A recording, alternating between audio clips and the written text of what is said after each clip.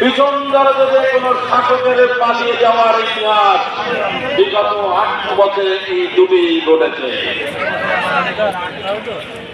আজকে এই সমাবেশে সেই ঐতিহাসিক দিবসকে স্মরণ করার জন্য যশোরের 11 দলীয় জোট, জামায়াতে ইসলামী সহ অন্যান্য জোটের নেতৃবৃন্দের উপস্থিতিতে আজকের এই সমাবেশে উপস্থিত সম্মানিত উপস্থিতি, আসসালামু আলাইকুম ওয়া রাহমাতুল্লাহ।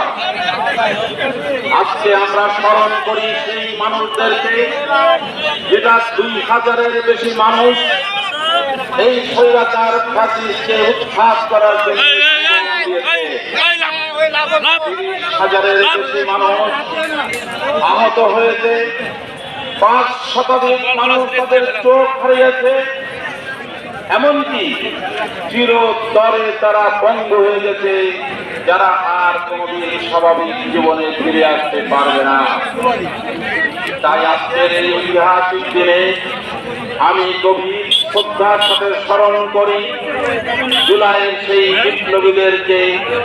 আমি আজকে গভীরভাবে স্মরণ করি এবং ধন্যবাদ জানাই এই জুলাই বিপ্লবে অংশগ্রহণকারী প্রতিটা নারী, পুরুষ, শিশু, বৃদ্ধ সকল মানুষকে। জুলাই বিপ্লব কোন একক দলের কৃতিত্ব ছিল না। এই জুলাই বিপ্লবে অংশগ্রহণ করেছিল এই দেশের আপামর সকল জনসাধারণ, মুসলিমীয় ফ্যাসিস্টের অনুসারীরা বাদে সকল শ্রেণী পেশার মানুষ এই ফ্যাসিস্ট উৎখাত করার আন্দোলন সংগ্রামে শরীক হয়েছিল। তাই আজকের এই দিনে আমি